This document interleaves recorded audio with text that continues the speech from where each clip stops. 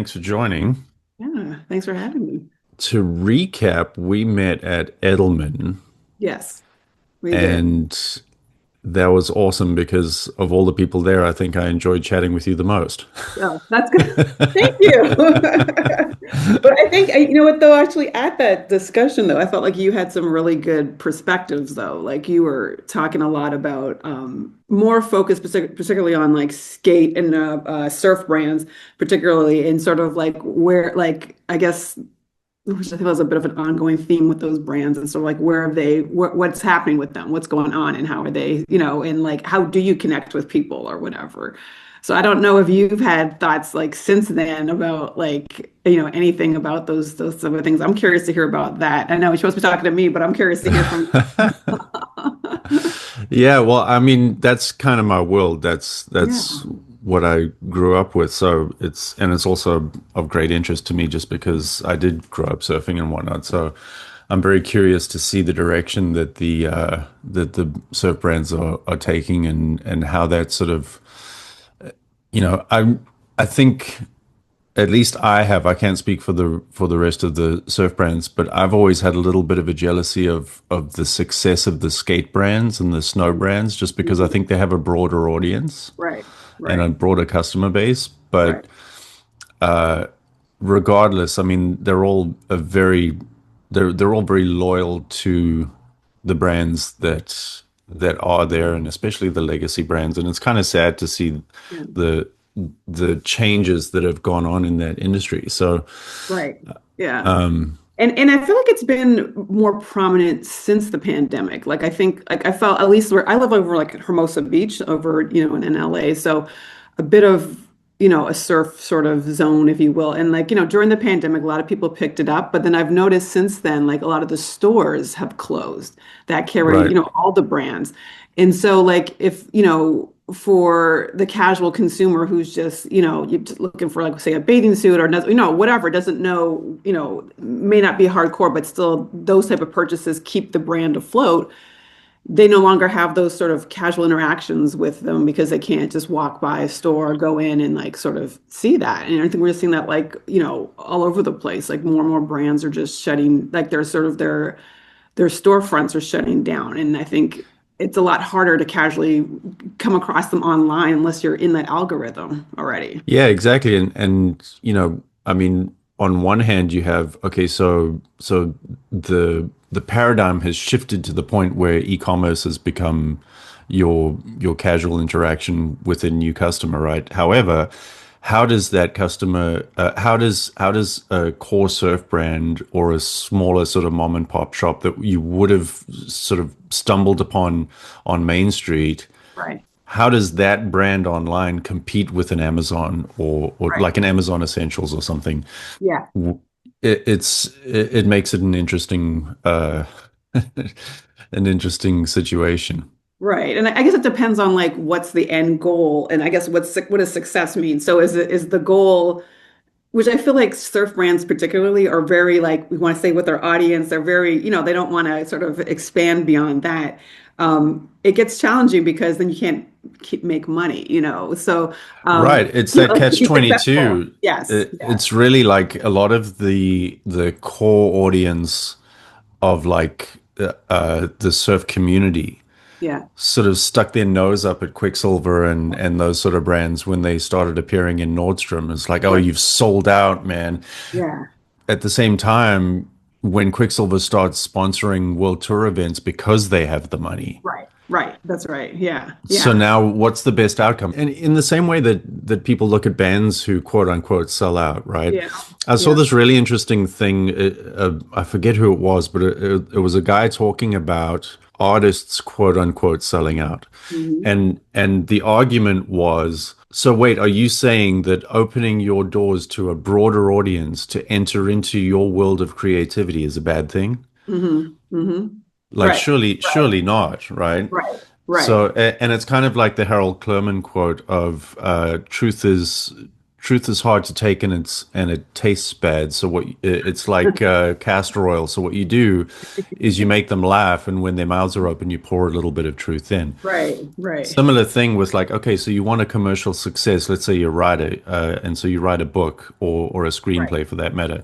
Yeah, You want it to be a commercial success because you want a lot of eyes on it.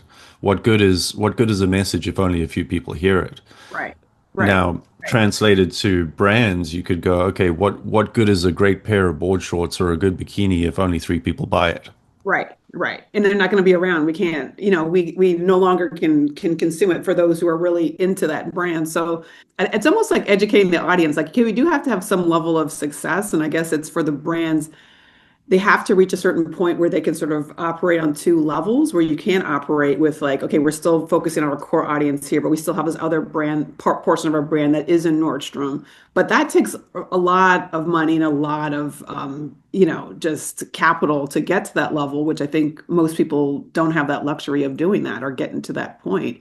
And I imagine most of these brands are probably their margins are quite thin, if at all, in the black, probably more in the red.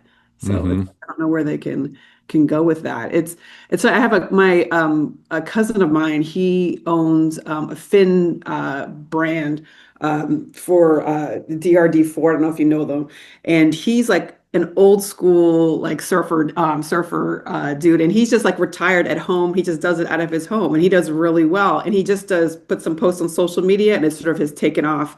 But again, that's just he's just supporting himself. He's not supporting an entire big, infrastructure. He's figured out how to do it at a really easy way to do it. So he's been successful being just, honestly, just social media.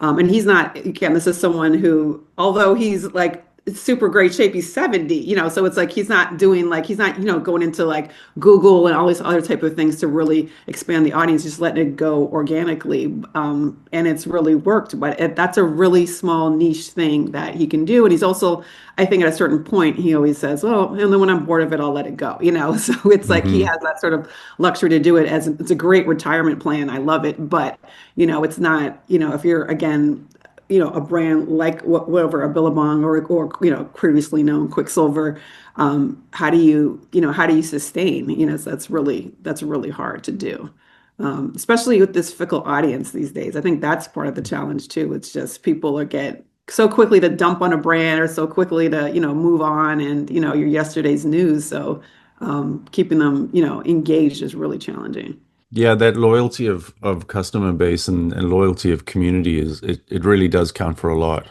Yeah, yeah, And that sure. speaks to trust, which goes to the whole point of the meeting where we met.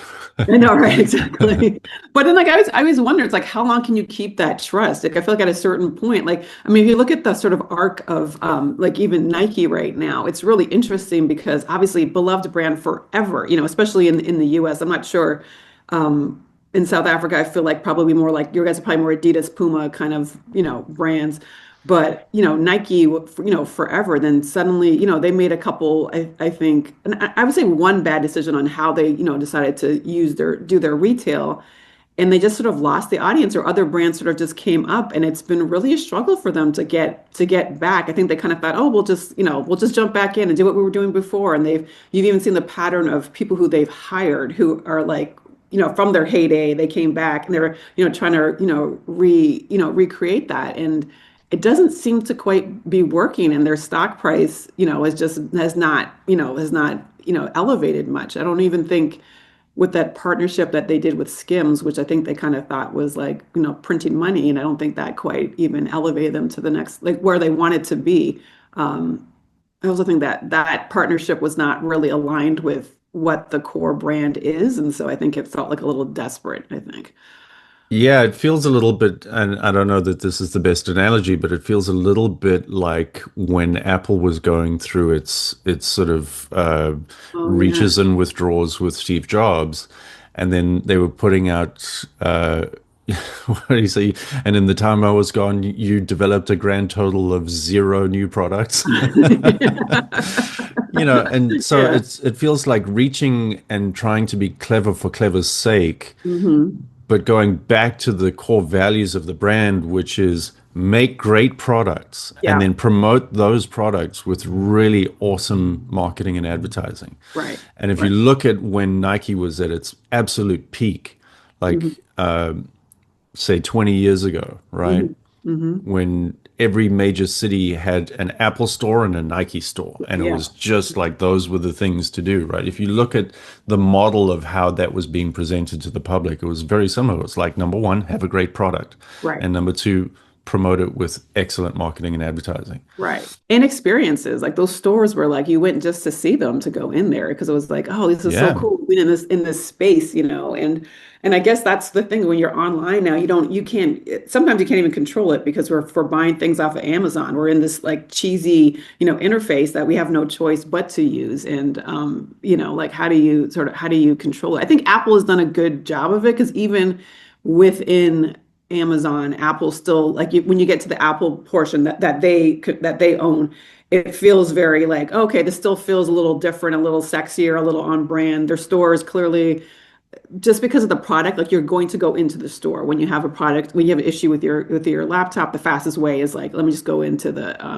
to the Genius Bar and get help. So they're able to control it, but I feel like Nike tried to bring everything in-house. We're going to do everything ourselves and we're going to do, our online retail. And that during the pandemic, sure, we had nowhere to go. So that worked, but then it just sort of fell off. And I don't know, it's not quite there. I don't know what it is. Like they still do What, great commercials, but it's just still not, it's not there. It's not, yeah. How do you see things evolving post COVID? Like we're 5 years on now. yeah.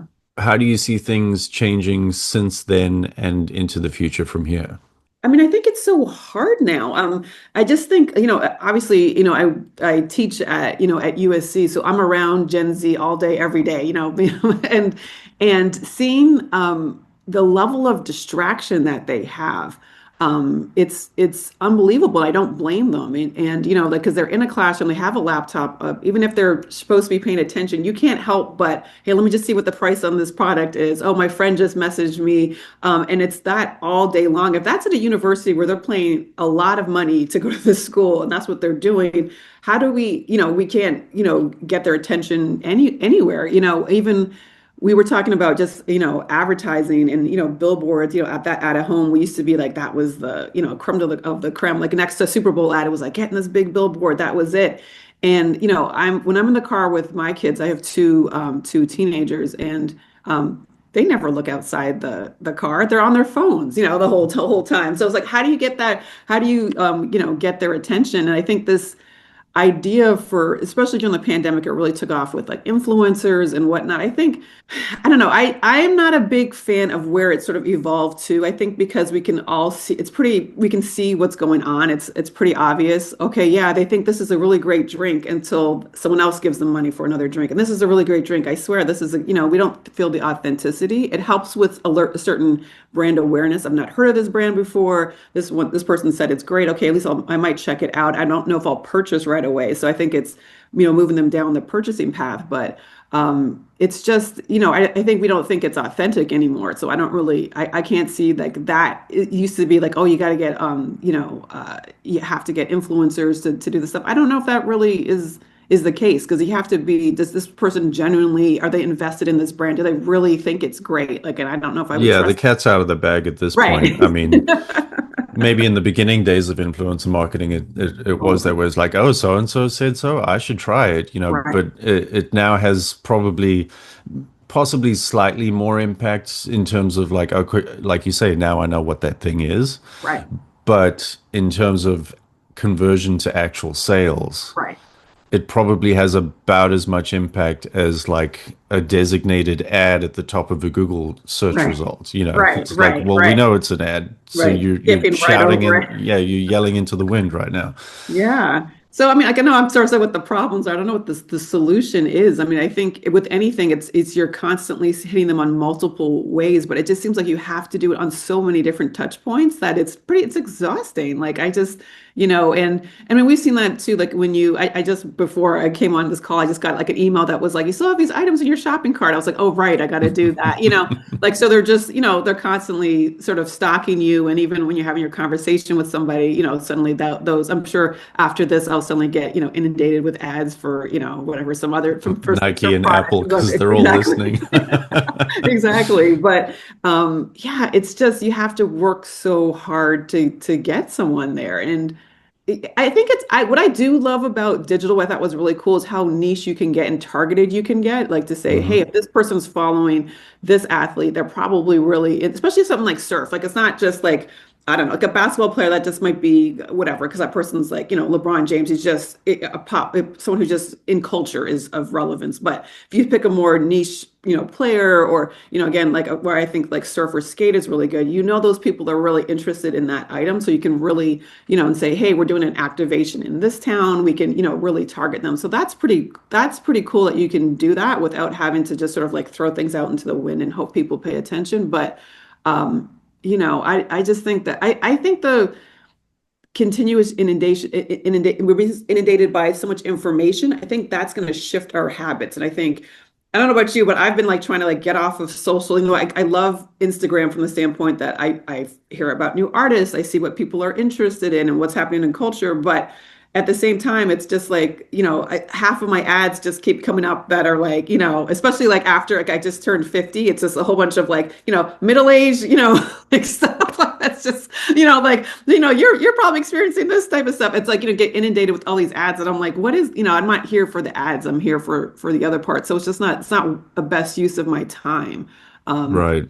and I'm finding, I know everyone wants to blame Gen Z, but I'm finding like I can't read like books as long as I used to anymore either. And so I'm like, it's because we're on the phone all the time. So it's like making that Right.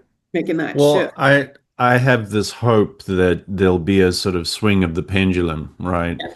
Which is in the same way that at some point there was this resurgence in interest in vinyl and record players and stuff like that.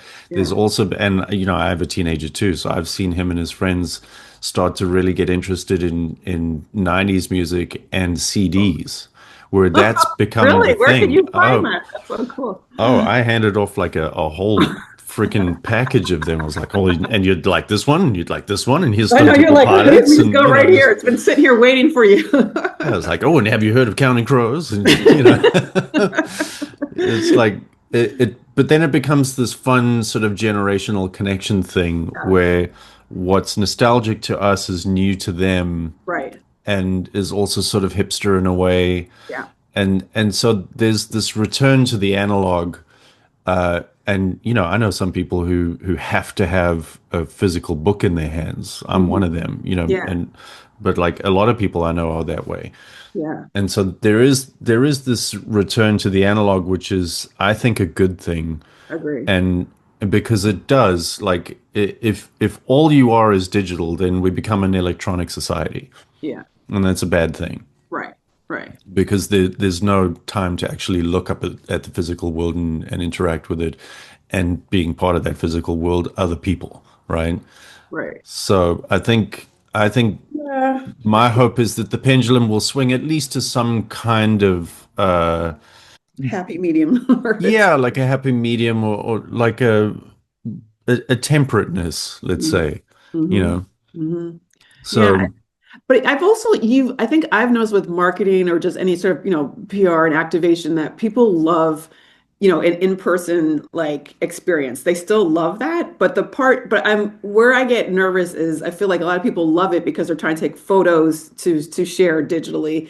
And then it's also like, but then how do I inform them of it? I have to still do that digital mhm, thing. But once you can get them there, it's pretty, and I think that since the pandemic, people have learned to when they do get there, they do appreciate that in-person, ness. I mean, I would any day, be in an event in person versus on Zoom. I'm like, oh Jesus, like, because I'm like, that's what I need, another screen, mhm, for some more hours to see a bunch of squares versus actually, being in that live experience. But I think it's challenge. I mean, even like, you're talking about your CD collection from the 90s. I'd be interested to hear about like even like your son, like how like there's not as many new artists because these people don't put as much money behind it anymore. These record labels, it used to be, that was how you got that Yeah, it information. was like live events at Tower Records, you Yeah. know. Yes. Yes. That was the end all be all. And even I think I was mentioning to my younger ones something about even like a record store, and they're just like, what do you mean? Like, what is that? Like, what is that whole Hmm. experience? So, I mean, I do think it's cool that new artists now there's a low, bar for them to sort of, put their stuff out there. People can sort of find it, but that really pushing behind them, having that big, push for artists is so there's so few that they do. So it's just like that lack of I feel like that is bad for our culture because of the creativity that's missing from that that we're Yeah. Well, experiencing. again, I think the comparable on that side is like if you look at the entrance of YouTube and the accessibility of having phones and whatnot, and so like film and TV Mhm. overall suffered to a point where, okay, yes, there were strikes and COVID in the middle of it, but then like the sort of upswing of that on the other end of it is, last year in the summer there was something like 10 spec scripts that were sold, which was the highest ever since, a long, Really? long time ago, Oh, interesting. And Okay. then and with the Netflix Warner Brothers thing going on, and Warner Brothers is now launching a new independent film production, what used to be like Warner Independent. They're Yeah. doing another version of Oh, I that. didn't know that. Okay. Yeah, I Yeah. think it was just announced the other day, and so Nice. I'm like, this is really positive. This is Yeah. this is something to be optimistic about. Right. That yes, there is this sort of flood of accessibility to content creation, Hmm. but that should be separated from the higher art, let's say, of Yeah. film. Yeah. Yeah. And so you can say the same thing about music, right? Like, yes, there is this wide open door at the bottom and it becomes this long tail entrance point. Yeah. But then hopefully the cream does rise to the top. And so there is this sort of higher art version of that same thing. Yeah. Yeah. But then also we have access to artists that we would never have otherwise known Totally. about, which I think is a fantastic thing. Agree. Yeah. And I think I like the accessibility of it to other, because you're from South Africa, right? Right. Yeah, so that sort of like, I mean, you've probably seen like how Afro beats over here is really blown up. We would never have heard of something like that without the internet. We wouldn't, it's huge, and that's, it's if anything, it maybe past its prime, past its prime already, like, but it's been, it's something that has just, just grown and we have access that I think all the time, like, wow, we would never have access to all these like, small artists and hopefully they're getting paid for, us listening to it on Spotify or whatever, or buying their stuff. So. Totally. Well, I mean, and this is a little bit outdated, but like, 2008, it was a YouTube video that ultimately became Die Antwoord. Yeah. And they were an absolute worldwide sensation. Yeah, yeah, Now, how that resonated with with the rest of the world is incredible to me because it's such a specific cultural right. uh, little tiny section Yeah. that we in South Africa look at, and yeah, we get the humor of it because they're kind of making fun of something, and we also happen to know that he's sort of, upper middle class and comes from a good family, and Right, right, right. You guys know and all the so real and so he's details. playing at the character, and we get the Right, joke, but then the rest of right, the world sort of suddenly there's something almost primal about it, where you go, how is this connecting with the world, and it just goes absolutely nuts. right, Right. right. Yeah. And so that's amazing. And a more recent version is there's a guy named who goes by the Kiffness Okay. who does these videos on TikTok and stuff and is also getting a lot of popularity and whatnot. I think that's fantastic. No one would have known Right. about this guy, and he's turning out really great music. So that's Oh, awesome, cool. Yeah, you yeah, know. yeah. And So, and yeah, I that's love just one example of one tiny little country at the bottom of Africa, right? right, right, right. Yeah, I mean, I think like, I don't know. I mean, obviously you would know better than I would, but I feel like South Africa is so interesting because there's like, I feel like we don't really know enough about it here still. Like, even though it's been like, I know growing up in the 80s, that was always, because of the political reasons, it was so, top of mind then. But like once things sort of, after, Nelson Mandela, was freed and all that type of stuff, it kind of like simmered out. Okay, we had the World Cup there, because there was a little excitement about that. But afterwards it was kind of like, I don't even really know anything about this country. And then it was like been able to afterwards see art from there. And like really, there's really amazing photographers that come from South Hmm. Africa. And seeing some really creative stuff, I would say, well, for over 15 years, seeing like they would start documenting like the fashion from there, and I'm just like, wow, this is super, like, it was really, yeah, cool stuff, really ahead of its time, like, Afrofuturistic sort of feeling. And it was like, I was like, how come no one ever talks about this type of stuff, or you don't hear anything about it? It's really cool and progressive stuff. And yeah, I feel like a country like that can benefit, definitely from, sending for their art, their music, everything going out to the world so that people can really, like sort of can see it beyond, you're talking about these like little small niche areas or whatever in South Africa. It's like, in order for them to really be successful, it's like the world has to see it. Yeah, 100%. And that goes for, some kid in Van Nuys who's Right, got, musical dreams or whatever, or a USC student for that matter, who's right. got ideas of that's what I love about the wide open entrance. Right. Oh So yeah, yeah. and that also like remind because like I think I told you that my husband, he works for Vans, and he was actually telling me about this a surfer from South Africa, Paul Sampson, who I never heard of him. He's like a black African surfer from South Africa, and he was like, oh, these people told me about him, and he's really cool, like this guy who's like doing like this amazing tricks and winning, I think, some contests down there and stuff like that. But it's like, he wouldn't have access to that or see those type of videos without that.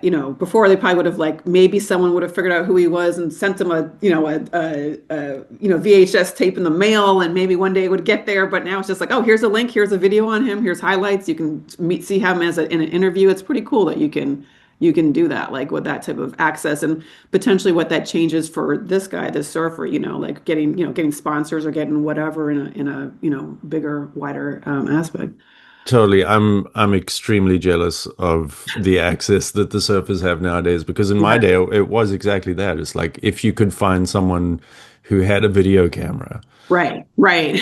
you know, because for the most part the chase was really trying to get a cover shot on a magazine, and so that you make friends with the Uh, still photographers, because yeah, that means, exposure and money and blah blah blah. And into the 90s it started to become more and more a thing where like yeah, people cottoned on to, oh yeah, video. But then it was like, well, who do we know who has a video camera, and who's right, a videographer? Like, who even does that? right, And right. then And if you actually editing, got editing. one, Who yeah, who then edits? and they would have to edit, and then Yeah. like you say, you'd have to package up a VHS tape and send it over here. And are they on Betamax or VHS or whatever? Like, this was before DVDs, right? Right. So now, like, I went on a surf trip down to Mexico, and I happened to run into the Vans team, and on the Yeah. Vans team are Mikey February and Shane Sykes, like two Yeah. guys from South Africa. Oh, very cool. And I'm sitting in the water with them going, this is blowing my mind that you guys are, and not even contest surfers. Like, that's not even a thing anymore. You're just Right, free surfers and essentially brand ambassadors for right, Vans. right, And right, they support this idea of go travel the world, we'll point cameras at you and yeah, we'll get the audience because you guys do great things in the water. And so right. we can get a lot of views for these videos, which is it's such an interesting model. And again, like it's something that I You're like, have damn quite, it. yeah, I'm like, "Arr, if only I was born, Over 20 like years later." later. Yeah, exactly. It would have been much easier. Yeah, it's pretty cool. And I wonder if they got that, if that whole that kind of came about, because I feel like skate was the first one, even with the cameras, to kind of like, those guys would go out there and whatever back building and somewhere, killing themselves and like, taking video of that and editing it. And they were just, they were figuring it out themselves. And then from there, it's just obviously the technology is so much better. And now a phone is like, it's incredible what you can do with a phone now, Yeah. and what they can, and any person under the age of, under 20 wants to spend 5 minutes learning CapCut, they can figure out how to edit it, really good. So, Yeah. Well, I yeah, think the surf world suffered a little bit from the distance, right? So, like the skate guys figured it out because they could just get behind the other guy on a skateboard, and you right, could be like this close to them following right, along. right, yeah, And it looks great, and it was all very raw, and it was of a style, and yeah, that was very successful for them. But for the surfers, it's like, number one, if you want someone in the water with you for an interesting angle, you'd Yeah. have to have a water housing and you'd have to be like a Jack McCoy or someone who was Right. like an expert in that field. Right. Or you would have to have someone on the beach with a really long lens, which was Yeah. also really freaking expensive. Yeah. So we Yeah. did suffer a Yeah. little bit from that Yeah. distance For in the sure. action. Yeah.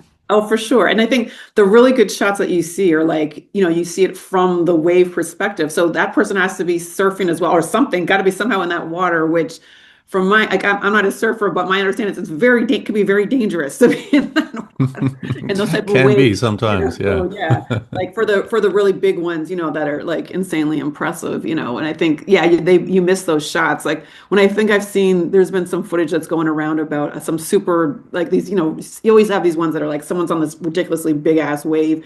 When you see that, and I was like, I feel like I only was aware of that recently. I was like, waves can get that big. I had no clue, no idea. I didn't know. I know there's places like Portugal that people go surfing, and it was like because of this, I'm able to see that and really like have another level of appreciation. But yeah, I mean, but it's also making me think. I mean, I don't know. What are your thoughts on it becoming one of the Olympics? I'm not sure if is it still going to be an Olympic sport or did they cancel it? Yeah, no, That and those, it like, the still little is. I waves. mean, It's like it's the so the weird. upcoming LA Summer Olympics, that's easy because we have lots of waves, and we happen to have a world-class wave just down the street in San Diego County. So that's an easy one, but it's tough. Like Tokyo, the waves were not great. Okay. Okay. And they were all right, but they weren't world class, right? Mhm. And then the Paris Olympics, because Tahiti is a French territory, we had Okay. access So forget to about it. Chopu, which is a world class wave. So if they're doing it in that way, where it's like you find something that can connect to the host city or the Yeah. host country, Yeah. then that might work. But I am curious of like, well, how are they going to do it if like Moscow's the host city? Right. You Right. know, Right. like they Exactly. Or might run into the some Middle trouble. East. Or are they But going to do then that? Those wave pools? Are they going to do that? that's certainly an option. I mean, I just had a conversation with, oddly enough, a guy who comes from my hometown. Yeah. He works for the company that runs the Abu Dhabi wave pool, Yeah. and they're doing really interesting things. Oh yeah. Cool. Because like they're partnering up with the World Surf League to do events there, and they're Yeah. also doing like special experiences, and part of it is because it's part of a bigger thing with hospitality and hotels and other things. It's sort of like a PR move for Abu Dhabi itself Right. of like, hey, we're not like a horrible place where we stone people in the streets. Like Right. we're actually pretty chill and cool, and like yeah, we have our rules and our idiosyncrasies from of the culture itself, and that's to Right. be expected. If you're a guest, you should respect that. Right. So it's kind of a PR move on their end, which is interesting because it's you look at it and go, well, here's a destination where foreigners will come because it has a great draw, Right. and there's an amazing experience to be had. And at the same time, you get the added benefit of like, hey, I went to that place and it was pretty cool, Yeah. you Yeah. know? Yeah. Yeah. No, that's pretty. I mean, that's cool. I mean, do you think that the waves, like they're changing them so they are a little? I guess what's the issue with the wave pools, or what was the issue with the wave pools? Was it just because it didn't feel authentic, or was there something else about the waves themselves? Well, the technology has gotten to the point where, I mean, they're incredible now. Yeah, Like that's it, cool. back in the day, not so Yeah. much, but Right. there's three main technologies in the wave pools. There's like the plunger system, the water tank system, and then the scoop system. Okay. And they're they're all like really, really high quality waves. Nice. The difference is when you're in the ocean, there's an unpredictability, whereas in a Right. wave pool, it's like carbon Right. copy, carbon copy, carbon Right. copy, right? Right. But that wouldn't that make more sense actually for competition though? Because you're kind of Mm, ish. Because I feel like if it's unpredictable, someone has a better wave than somebody else. Is that, does that's that part of the make sense? excitement, right? Okay. The jazz of it all, right? Right. Yeah. Yeah. That makes sense. So what's the thing that what's like in the surf industry that they're doing to get younger people interested in it? Because if your parent doesn't do it and you don't drag your kid out to the ocean, Like, what are they doing to get like new people and different audiences or I mean, I think the popularity of it is good because that drives revenue for the brands who support it. And hmm that's important because, like, it's, you look at, as recently as 1975, hmm such a thing as a pro surfer did not exist. Oh, This really? is this is a very new profession.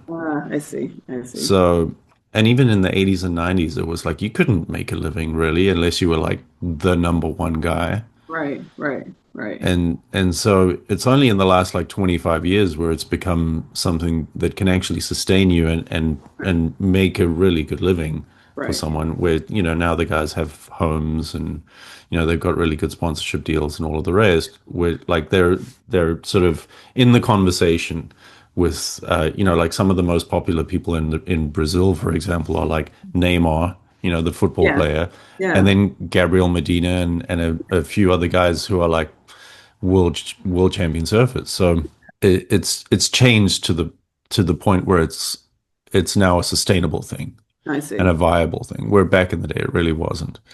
Um, Do you think like stuff like storytelling from a like a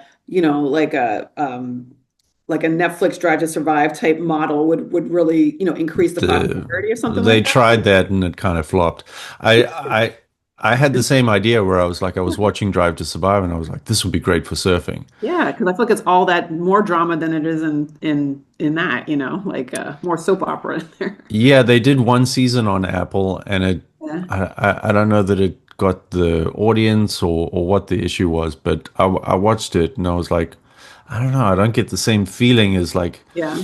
and maybe it's because I know the world so well. Right. Whereas if I'm Right. watching F1, like I didn't know anything about F1, and by the end of that first season, I was like, tell me more, this I is know. awesome, I'm hooked. I'm yeah.